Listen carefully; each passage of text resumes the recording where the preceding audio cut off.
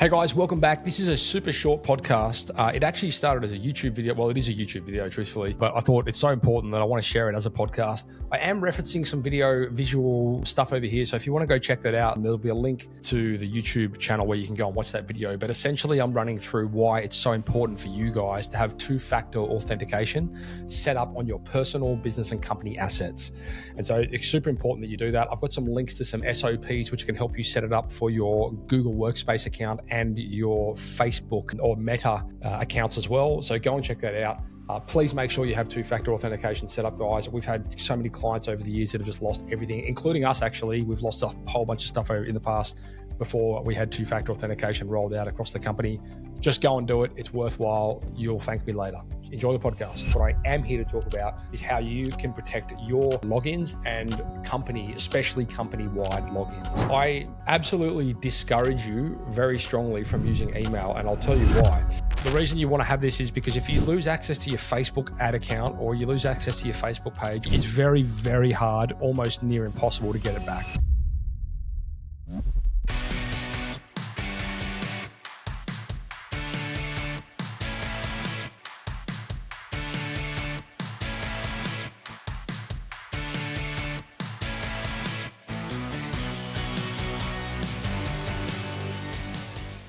G'day everyone, welcome back. So today I'm going to run through how you can secure your business from getting hacked and from people accessing things they should not access by implementing two-factor authentication or 2FA across your workplace assets. And specifically, I'm going to show you in a little bit and link to some SOPs which can show you exactly how to set that up for your Facebook and Meta accounts, and how to do it for your Google Workspace account at administrator level. So just a little bit of, I suppose, background on why I'm recording this bit of content right now. Over the years, we've had many clients that have had their accounts get compromised, everything from emails through to bank accounts, through to Facebook accounts, through you name it, basically.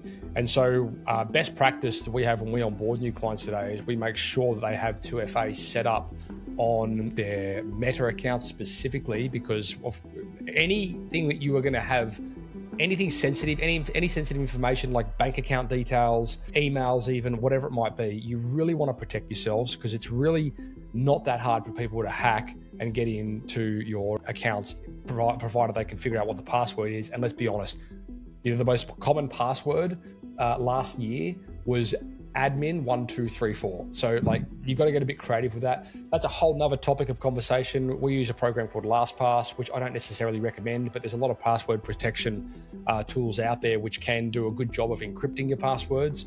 I recommend you do use one of those, but as I say, I'm not here to talk about that today. What I am here to talk about is how you can protect your immediate assets by deploying two-factor authentication across your own personal logins and company, especially company-wide logins. There's a number of different programs out there that offer two-factor authentication. There's Authy and there's Nord, and there's a whole bunch of different things. We in-house use the Google Authenticator app. Truthfully, it doesn't really matter which one you use, just use one. Like, honestly, any of them are better than none, so just get on and use one. The reason that we use the Google Authenticator app is because we're just so heavily invested in it. We have hundreds of codes that we've put in there over the years, and it just works for us. We're a Google Workspace house, so it's sort of all within that ecosystem. Now, what I'm going to show you, so you can jump into onto Google and you can just search Google Authenticator app, and you'll see there's options there for Google Play, which you can download if you're an Android user. There's the Mac app, so on and so forth. So you basically log in and you download that app, and it becomes an application on your phone. Now, what essentially Google Authenticator does is, at the point when you're trying to log in to an account, so let's say use Facebook as an example, you might set a 30-day policy to say every 30 days we've got to log in using the Authenticator app, which basically means a number will come up on your screen and on the app, and you basically enter that app to get in. Now, the other forms of two-factor authentication include email and SMS, and I absolutely discourage you very strongly from using email, and I'll tell you why. We've literally just yesterday had this situation with a client of ours where his two-factor authentication backup method was his email, but his email had been hacked by this person, or this whatever. Now, what that meant was they got access to the Facebook account because it was tied to his email, and their two-factor authentication was his email. So the verification codes were coming into the email account, which they had access to. Also, commonly, you'll see scenarios, not as frequently, but where you might log into your email account on a shared device somewhere, and you might forget to log out. And then all of a sudden you're getting this, like people can access your emails and things like that through the shared device. So best practice, SMS is better. Best practice, and the one that we like to use is Google Authenticator, because what it actually does, when you create a new code, it will actually send you a QR code when you set it up. Well, it will create a QR code that you can save, and you can share that with individuals that need it. So say you've got like a VA that needs access to your whatever account, you can then share the QR code. They can put it on their phone as well, and then they will be able to see the same code so they can get into the software you need them to get into. So you can't really do that with SMS. If you set it up as an SMS, then they're going to have to message you every time and say, hey, what's the code? Hey, what's the code? Hey, what's the code? It just gets a little bit tired after a while. So I want to start with email. And again, if you guys are Google Workspace users, then you can set this up across any email provider. Don't get me wrong, we're Google Workspace house. So we have a policy which I deploy across all of my staff and all my team members, where everybody has to have 2FA and they can't log into their emails without it. We also have a policy deployed, again, slight tangent, but like every 30 days or every 90 days maybe, it's going to force them to replace their password. So again, just like and you can deploy these from the administrator level, right, across the entire company. And I've actually got an SOP here, which I'm going to share with you. I'm going to run through it now, and I'm also going to share the links to these SOPs in the comments below, so you guys can go click on that and you can fast track it. Okay, so essentially with the Google account, again, you have to be the administrator on this, and if you're not, then send it to whoever it is. But you can also do it if you have a Google account and you want to set it up on your personal level. You can also do the same thing. So the first thing here are the links to the Authenticator apps. So you can just click on these links, guys, if you're Google or Android or whatever. And then once you have to be logged into the Google account, so make sure you're logged in. And then literally you head to security, which is this one here, and it will take you straight to Authenticator. And you just click on the link and you follow the prompts. It's really not that hard. It will send you a code. It will ask you to enter the code into the system, and then it'll ask you to log back in using the code, and then it's done. And so you can deploy that across your entire organization, and I encourage you to do that. The other one is Facebook. And then the reason that we want to have 2FA set up in our Facebook accounts is because, again, like Facebook don't offer support, which means when you do have compromised issues on your account. So say you're running Facebook ads, and this is the reason why we deploy and we make sure that our clients have 2FA set up on their Meta accounts, because we've had a scenario actually internally maybe 4 or 5 years ago where one of our team members who had access to our Facebook page and ad account, her personal account got hacked because she didn't have 2FA on it.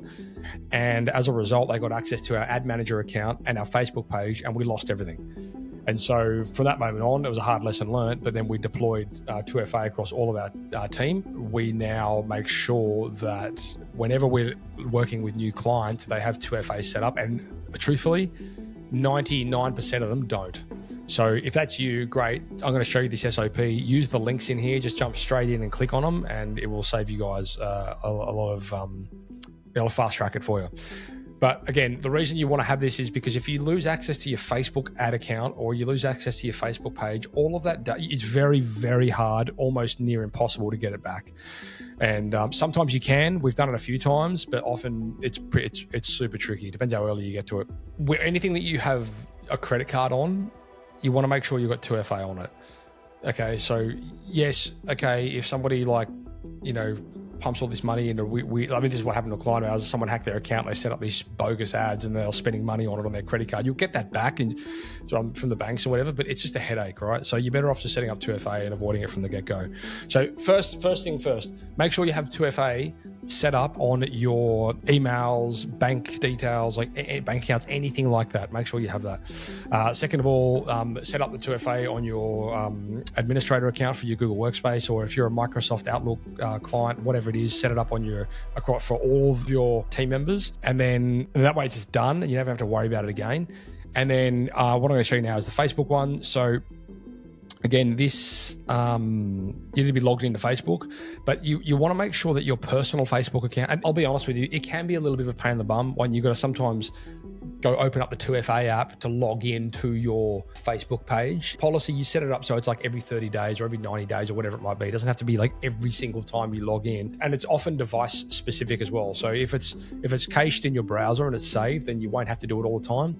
But trust me, it's way less of a headache than having to go through the rigmarole of trying to get your Facebook and Meta assets back if you do lose them. So just go and get it set up. Start at your personal level. So jump into your personal account and click on this link here, and it will take you to your account center where you can then set up two-factor authentication on your personal account. And you'll need to do it on the different accounts that you have. For example, your Facebook page, your Facebook account, on the Facebook pages, on your Instagram accounts, WhatsApp, whatever it might be. You'll have to set up 2FA on all those. And again, it is easy to do it as your phone number. And again, it's better than nothing, but we just encourage you guys to use the 2FA app on your phone, and then it's done. Follow the links down here. Essentially, you head to password security, two-factor authentication, and then you just go through that process of setting up. It'll ask you to log in again using the 2FA, and then it's done. And it just means that no one else can get into that account. And you want to make sure you've got it set up on all the different assets that you have with your Meta account, just to protect everything. So anyway, as I mentioned, I'm going to put links to these two SOPs in the notes. So if you have any issues with that, let us know in the comments. But otherwise, go and protect yourself. It'll be worth your while. I cannot stress it enough. Cheers. New Zealand-based home renovation company, 6,593% ROAS. Sydney-based solar company, 2,700% ROAS. Hunter region-based bathroom renovation company, 5,616% ROAS. Melbourne-based building company, 13,182% return on ad spend. Adelaide-based solar company, 2,881% return on ad spend. Guys, the list goes on and on. If you're a trade-based business and you work with projects like roofing, solar, bathroom renovations, kitchen renovations, anything like that, head across to tradie.wiki/pod for podcast. Tradie.wiki/pod for podcast. Book in a conversation. It is game changing.